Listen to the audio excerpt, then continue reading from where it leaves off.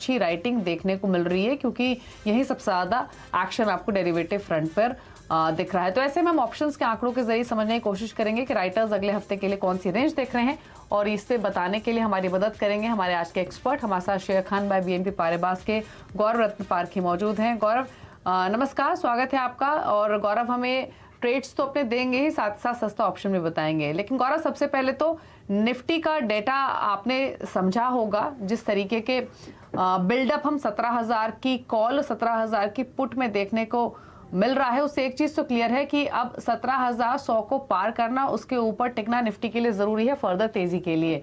वहीं से इनफैक्ट हम नीचे बार बार निफ्टी को आते हुए देख रहे हैं, वापस एक अटेम्प्ट ले रहा है। क्या सजेशन इन लेवल से रहेगा रिमेनिंग सेशन के लिए या अगले हफ्ते के लिए? रेंज आप क्या देख रहे हैं अब तक के डेटा को समझते हुए, और स्ट्रैटेजी क्या रेकमेंड करेंगे? जी नमस्कार दीपाली जी, जैसे कि आपने सही फरमाया कि 17,100 का जो कॉल और पुट है, उन राइटर्स के बीच कड़ी टक्कर हो रही है। और इनफैक्ट अगर हम देखें तो 17,000 का टेक्निकली भी एक काफ़ी इंपॉर्टेंट लेवल है। टेक्निकल पैरामीटर्स है जैसे कि 61.8% रिट्रेसमेंट है अप्रैल टू जून डिक्लाइन का, साथ ही साथ 200 DMA भी है। सो यहाँ पे सस्टेन होता है या नहीं निफ्टी, ये देखना काफ़ी ज़रूरी होगा। अगर निफ्टी यहाँ पे सस्टेन नहीं हो पाता है, 17,000 के नीचे स्लिप हो जाता है, so it will be a sign of exhaustion. So यहाँ पे मेरा मानना है कि एग्रेसिव लॉन्ग पोजीशन अवॉइड करनी चाहिए। इनफैक्ट मैं फ्रेश लॉन्ग पोजीशन बनाने की सलाह नहीं दूंगा।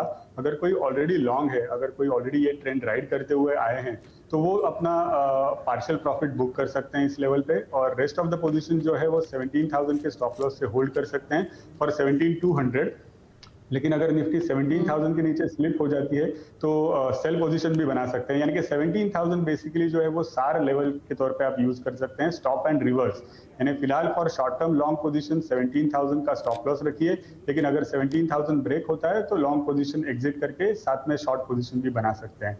और अगर हम इंपॉर्टेंट फैक्टर ये भी है कि बैंक निफ्टी अगर हम देखें तो बैंक निफ्टी जो पिछले कुछ सेशन से आउट परफॉर्मेंस दिखा रहा था, एक स्ट्रॉन्ग ट्रैक्शन दिखा रहा था, वो अब जाके एग्जॉशन दिखा रहा है। बैंक निफ्टी जो है वो मेजर कंट्रीब्यूटर रहा है इस रैली के अंदर, और ये अब बैंक निफ्टी में एग्जॉशन दिखाता है कि आने वाले समय में ये जो पुल बैक है वो कहीं ना कहीं लास्ट फेज में है, और जो खत्म होके यहाँ से मार्केट के अंदर एक शॉर्ट टर्म करेक्शन आ सकता है। ओके, चलिए ठीक है। तो यहाँ पर निफ्टी और निफ्टी बैंक दोनों पर आपको राय दे दी है गौरव ने, और अब सीधे आगे बढ़ते हुए फोकस करेंगे स्टॉक्स पर। देख लेते हैं कौन से वो शेयर्स है जहां पर लॉन्ग बिल्डअप, शॉर्ट बिल्डअप या फिर शॉर्ट कवरिंग का एक्शन देखने को मिल रहा है। तो एक एक करके स्टॉक्स आपकी स्क्रीन पर लेकर आते हैं और उसके बाद गौरव के ट्रेड्स भी समझने की कोशिश करेंगे। हालांकि लॉन्ग साइड पे आज हमने देखा था कि क्योंकि कल भी काफी सारी पॉकेट्स थी जहां पर एक्शन तेजी का बना हुआ था।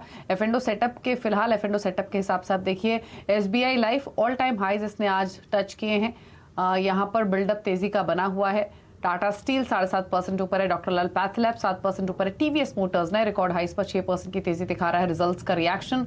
मैक्स फाइनेंशियल 5.5% ऊपर। वहीं शॉर्ट कवरिंग के सपोर्ट से चले हैं Dixon tech, JSW steel, Vodafone Idea, ACC और गुजरात गैस। यहाँ पर 2% से लेकर 4.25% के मूव आपको देखने को मिल रहे हैं। तो इनफैक्ट अगर आप पूरा F&O का सेटअप भी देखेंगे तो बिल्डअप जहां पर तेजी की तरफ हो रहा है वो स्टॉक्स ज्यादा आपको मिलेंगे। शॉर्ट बिल्डअप कहां हो रहा है? श्रीराम ट्रांसपोर्ट 7.5% नीचे, ये रिजल्ट्स का रिएक्शन है अगेन। इंटेलेक्ट डिजाइन अरीना 5% नीचे है। निपॉन लाइफ इंडिया 4.5% नीचे। PNB और M&M फाइनेंशियल में 4% का स्लिप है। जहां जो लॉन्ग पोजीशंस बनी हुई थी और जहां अनवाइंडिंग हो रही है, यानी एग्जिट जहां से लोग कर रहे हैं अपनी तेजी की पोजीशंस, उसमें दो स्टॉक्स हैं, नेस्ले इंडिया और लॉरस लैब। दोनों ही फ्लैट टूवर्ड नेगेटिव बायस के साथ आपको कारोबार करते हुए दिखाई देंगे। गौरव ने भी कुछ ट्रेड्स आइडेंटिफाई किए हैं, उनके पास चलते हैं कि उन्होंने इस F&O सेटअप को देखते हुए किस पर बेट कर रहे हैं। तो गौरव बताइए, पहली रिकमेंडेशन क्या है आपकी ओर से? जी, पहली रिकमेंडेशन है एक्सिस बैंक सेल की। बेसिकली अगर हम देखें तो इस हफ्ते एक्सिस बैंक ने अंडर परफॉर्म करा है, और जहां पे बैंक निफ्टी ने एक अच्छी खासी रैली दिखाई है, वहीं एक्सिस बैंक अपना डेली चार्ट पे स्विंग हाई भी नहीं क्रॉस कर पाया है। और इनफैक्ट अगर वीकली चार्ट देखें तो इस हफ्ते वीकली नेगेटिव क्लोज आने की काफ़ी पॉसिबिलिटी है। 61.8% रिट्रेसमेंट जो है अप्रैल टू जून डिक्लाइन का, वो है 740 पे, वहीं पे जाके ये स्टॉक अटका हुआ है। सो बेसिकली क्रूशियल रेजिस्टेंस पे जाके ये फ्रेश सेल ऑफ की प्रोसेस में है, एक करेक्शन दिख सकता है आने वाले समय में। सो यहाँ पे एक्सिस बैंक फ्यूचर में शॉर्ट पोजिशन बना सकते हैं विद स्टॉप लॉस ऑफ 745, और नीचे की तरफ 690 का टारगेट रहेगा। ओके, तो सेल करने की सलाह है एक्सिस बैंक में, और अभी बैंक निफ्टी पर भी गौरव ने सिमिलर व्यू दिया कि जो तेजी हमने देखी है वो थोड़ी सी सुस्ता सकती है, थोड़ा करेक्शन आ सकता है, इसीलिए बैंक स्टॉक को वो सेल करने की सलाह दे रहे हैं। तो यहाँ पर सेल करने की स्ट्रैटेजी रहेगी। 690 के नीचे की तरफ वो टारगेट देख रहे हैं। दूसरी रिकमेंडेशन क्या है गौरव? जी दीपाली जी, सेकंड रिकमेंडेशन भी शॉर्ट साइड पे रहेगी, इंडिया सीमेंट। फिलहाल ये स्टॉक पॉजिटिव में ट्रेड कर रहा है, बट बेसिकली अगर हम इस हफ्ते का पिछले कुछ दिनों का अगर प्राइस एक्शन देखें तो एक डिस्ट्रीब्यूशन फॉर्म हो रहा है डेली चार्ट पे, और ये डिस्ट्रीब्यूशन जो है वो एक अच्छी खासी रैली के बाद हो रहा है और क्रूशियल वीकली मूविंग एवरेजेस पे हो रहा है। सो मेरा मानना है कि आने वाले हफ्ते में इस स्टॉक में करेक्शन देख सकते हैं। जो शॉर्ट टर्म मोमेंटम इंडिकेटर है उन्होंने ट्रैजेक्टरी जो है वो नीचे की तरफ बना ली है। सो मैं एक्सपेक्ट करूंगा करेक्शन इंडिया सीमेंट के अंदर। सो शॉर्ट बना सकते हैं इंडिया सीमेंट फ्यूचर्स पे at current level with stop loss of 195 और नीचे में 178 का टारगेट रहेगा। 178 का टारगेट इंडिया सीमेंट में, 195 का स्टॉप लॉस। शॉर्ट साइड पर ट्रेड इंडिया सीमेंट्स में सजेस्ट कर रहे हैं गौरव। तो 2 ट्रेड्स उन्होंने बताए हैं, दोनों ही बिकवाली की साइड पर प्लेस किए हैं। अच्छा, कोई खरीदारी का ट्रेड भी है क्या आपकी लिस्ट में, या आज मूड आपका थोड़ा सा सेल साइड पर ही ज्यादा दिख रहा है? जी दीपाली जी, लॉन्ग साइड का भी ट्रेड है। बेसिकली आईटी पैक में से चुना है मैंने। आईटी पैक अगर हम देखें आईटी सेक्टर, तो एक काफी बड़ा एक्यूमुलेशन फेज हो चुका है। इसके अंदर एक मल्टी वीक बेस फॉर्मेशन हुआ है, जिसके बाद अब आईटी सेक्टर रैली करना शुरू हुआ है। तो मेरा मानना है कि ये जो रैली है वो आने वाले हफ्तों में सस्टेन हो सकती है। एक सस्टेन रैली हम देख सकते हैं आईटी के अंदर।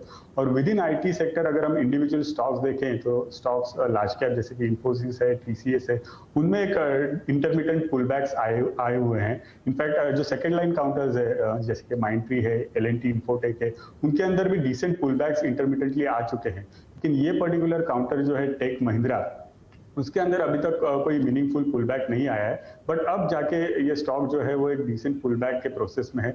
950-1000 का स्ट्रॉन्ग सपोर्ट जोन था, जहां एक मल्टी वीक बेस फॉर्मेशन हुआ है, और उसके बाद अब ये स्टॉक अपना डेली चार्ट पे स्विंग हाई क्रॉस कर चुका है। और डेली मोमेंटम इंडिकेटर भी यही सजेस्ट कर रहा है कि आने वाले समय में एक कैचअप रैली हो सकती है इस काउंटर के अंदर। सो टेक महिंद्रा के अंदर लॉन्ग पोजीशन बना सकते हैं। स्टॉप लॉस रहेगा 1030 का, और ऊपर की तरफ 1110 का शॉर्ट टर्म टारगेट रहेगा with potential to head towards 1150।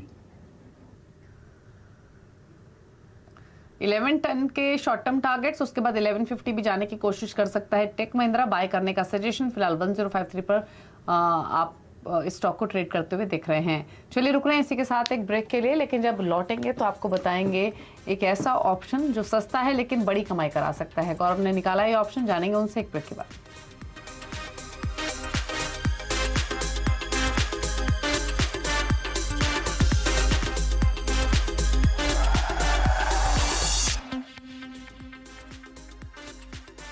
Mogia Steel presents Majboot